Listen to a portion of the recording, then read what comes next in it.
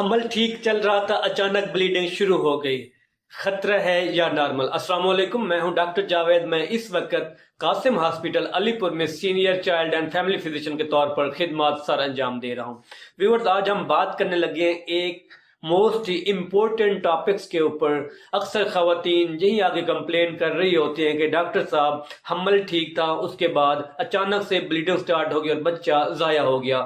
آج ہم اس میں بات کریں گے ابارشن ہوتا کیا ہے، یعنی اسقاط حمل ہوتا کیا ہے، اس کی کتنی ٹائپس ہیں، سائن اینڈ سمٹم یعنی کہ علامات کیا ہوتی ہیں، اس کو ہم ڈائگنوز کیسے کرتے ہیں، اور اس میں کے بعد ہم بات کریں گے میڈیکیشن کے اوپر، یعنی کہ ہم نے اس کا ٹریٹمنٹ یعنی کہ علاج جو ہے وہ ہم نے کیسے کرنا ہے، اور آخر میں آپ سب لوگوں کے ساتھ شیئر کروں گا امپورٹنٹ ٹپس۔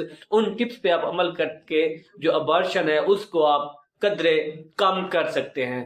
تو شروع کرتے ہیں، ابارشن ہوتا کیا ہے؟ یہ وہ حالت ہے جس میں حمل جو ہے 20 ہفتوں سے پہلے خود بخود یا کسی وجہ سے ختم ہو جاتا ہے۔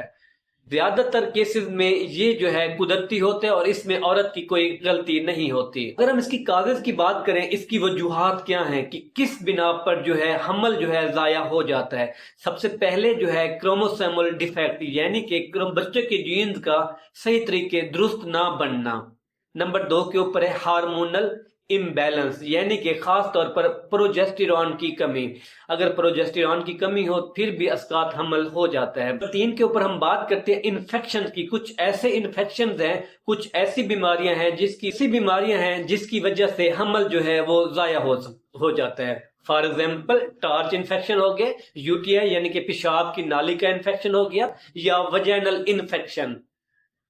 یہ انفیکشن ہے جس کی وجہ سے حمل جو ہے ضائع ہو جاتا ہے۔ نمبر 4 کے اوپر اگر ہم بات کریں ماں کی بیماریاں، یعنی کہ اگر جو بچہ جس کو ابارشن ہوا ہے اس فیمیل کے اندر یہ بیماریاں ہوں تب بھی جو بچہ ہے وہ ضائع ہو سکتا ہے۔ نمبر 1 ڈائبٹیز میلیٹس یعنی کہ وہ خواتین جن کو شوگر ہوتی ہے، بلڈ پریشر ہوتا ہے، یا تھائرائیڈ یعنی کہ گلہٹ کے پرابلم ہوں، یا یوٹرس کے مسائل ہوں، فیبرائڈز ہو گیا، ویک سروکس ہو گئی، اور کنجینیٹل یوٹرس پرابلمز۔ اگلی جو مین وجہ ہے، اہم وجہ ہے، وہ ہے لائف سٹائل وجوہات، یعنی جو خواتین سموکنگ کرتی ہیں، زیادہ مقدار میں الکوہل لیتی ہیں، ڈرگز لیتی ہیں، یا ویٹ لفٹنگ کرتی ہیں، یا ٹراما یا کوئی ایکسیڈنٹ، اس کی وجہ سے بھی حمل جو ہے وہ ضائع ہو جاتا ہے۔ یہ تھی وجوہات جو میں نے آپ لوگوں کے ساتھ شیئر کر دی ہیں۔ پراپر اینٹی نیٹل کیئر کا نہ ہونا، اگر ہم اس کی ٹائپس کی بات کریں، کتنی ٹائپس ہیں اور اس ٹائپس کی جو علامت ہے وہ بھی میں آپ کے ساتھ شیئر کروں گا۔ نمبر 1 کے اوپر آ جاتا ہے تھریٹن ابارشن، یعنی کہ ایسا ابارشن جو ایک تھریٹن یعنی کہ خطرے کی گھنٹی، اگر خواتین کے کپڑے کے اوپر تھوڑا سا بلڈ کا ڈاٹ لگ جائے تو یہ ہمیں ایک اشارہ دے رہا ہوتا ہے کہ حمل جو ہے وہ ضائع ہونے والا ہے۔ اس میں کیا ہوتا ہے، تھوڑا سا بلڈ ہوتا ہے، حمل جو ہے ابھی موجود ہوتا ہے، اور جو ہارٹ بیٹ ہے وہ بھی صحیح طریقے ہوتی ہے۔ 2 کے اوپر ہے انیویٹیبل ابارشن۔ یہ کیا ہوتا ہے، اس میں کیا ہوگا، جس کمر میں درد ہوتا ہے، بہت زیادہ درد، بلیڈنگ کا بہت زیادہ ہونا، جو بچہ دانی ہے، سرویکس ہے، اس کا جو منہ ہے وہ اوپن ہوتا ہے، حمل کو بچانا مشکل ہو جاتا ہے۔ نمبر 3 کے اوپر ہے انکمپلیٹ ابارشن، یعنی کہ ایسا ابارشن تو ہو چکا ہے، آدھا حصہ باہر نکل جاتا ہے اور حمل کا کچھ حصہ جو ہے یوٹرس کے اندر موجود ہوتا ہے۔ کمپلیٹ ابارشن جو پورا حمل ہے وہ خود بخود ضائع ہو جاتا ہے۔ نمبر 5 کے اوپر ہے مسڈ ابارشن، ایسا ابارشن جس میں بچے کی ڈیتھ ہو چکی ہوتی ہے اور جو خواتین ہے، جو ماں ہے، اس کو پتہ ہی نہیں ہوتے میرا بچہ ضائع ہو چکا ہے۔ نمبر 6 کے اوپر ہے سیپٹک ابارشن، یعنی کہ کسی سیپسس کی وجہ سے بچے کا ضائع ہو جانا، اس کو ہم کیا کہتے ہیں، سیپٹک ابارشن کہتے ہیں۔ اگر ہم سمٹمز علامات کی بات کریں، کون کون سی علامات ہیں، عورت کو پتہ چل جاتا ہے کہ میرا جو ہے بچہ جو ہے حمل جو ہے وہ ضائع ہو چکا ہے۔ نمبر 1 کے اوپر بلیڈنگ یعنی کہ خون کا آنا، لوور ابڈومینل پین یعنی کہ اس ایریا میں پین ہونا، بیک پین ہو سکتا ہے، بیڈ سمیلنگ ڈسچارج ہو سکتا ہے، ویکنیس ہو سکتی ہے، اور ڈیزینس ہو سکتی ہے۔ اگر پریگننسی کے اندر تھوڑی سی بھی بلیڈنگ ہو رہی ہے اس کو اگنور نہیں کرنا چاہیے، یہ خطرے کی علامات ہو سکتی ہے۔ ہم اس کی ڈائگنوسس کی بات کریں، اگر یہ سارے کسی کے اندر ایسے سمٹم پائے جاتے ہیں، جو ڈاکٹر ہیں، جو ہم لوگ ہیں، اس کو ڈائگنوز کیسے کرتے ہیں؟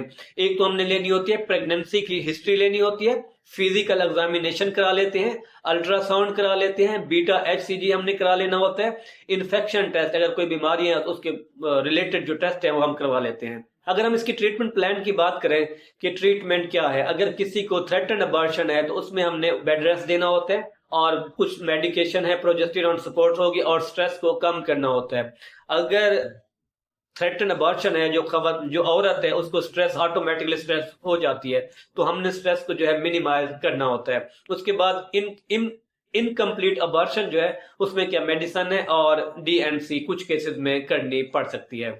انکمپلیٹ اور مسڈ ابارشن میں ڈی این سی ہوتا ہے۔ سیپٹک ابارشن جو ہے ایمرجنسی کیس ہوتا ہے، اس میں آئی وی اینٹی بایوٹکس دینی ہوتی ہیں، ہاسپٹل ایڈمیشن ہوتا ہے اور سرجیکل کلیننگ ہوتی ہے۔ خود سے دوائیاں بالکل نہیں لینی آپ نے۔ تو ویورز، میں نے کہا تھا کہ آخر میں آپ لوگوں کو کچھ ٹپس دوں گا۔ کون سے ٹپس ہیں جن پہ آپ عمل کر سکتے ہیں؟ پریگننسی پلان کر کے کریں۔ جو ہی پریگننسی کنفرم ہو آپ نے فوراً جا کے اپنے ڈاکٹر کو وزٹ لازمی کرنا ہے تاکہ آئیڈیا ہو جائے جو بچہ ہے اس کی گروتھ صحیح ہو رہی ہے یا نہیں ہو رہی۔ فولک ایسڈ پریگننسی شروع ہونے سے پہلے ہی سٹارٹ کر لیں، اس سے آپ کے بچوں کا جو حرام مغز ہے اور جو دماغ ہے اس کی نشو و نما اچھی ہوگی، پرابلم نہیں ہوں گے۔ سگریٹ اسموکنگ اور الکوہل کو مکمل طور پہ بند کر دیں۔ ہیوی کام اور سٹریس سے بچیں۔ اگر کوئی عورت ہیوی کام کرتی ہے یا سٹریسفل رہتی ہے تو اس کو چاہیے کہ وہ یا تو ہیوی کام بند کر دے اور ساتھ میں سٹریس کو کم کرے تاکہ دوبارہ جو ابارشن ہے وہ نہ ہو۔ اگر کسی کو ڈائبٹیز ہے، شوگر ہے، بلڈ پریشر کا ایشو ہے یا تھائرائیڈ کا ایشو ہے تو اس کو کنٹرول لازمی کرائیں تاکہ اگلی پریگننسی میں یہ چیزیں دوبارہ اپیئر نہ ہو، ابورشن دوبارہ نہ ہو۔ ریگولر اینٹی نیٹل کیئر جو ہے وہ کروائیں۔ اس سے کیا ہوگا کہ ہم ڈاکٹر کو اور آئیڈیا ہو جائے گا جو بچہ ہے اس کی گروتھ صحیح ہو رہی ہے، کوئی ایسا ایشو تو نہیں آ رہا۔ اگر کوئی انفیکشن ہے تو اس کی صورت میں علاج کو لازمی کرائیں۔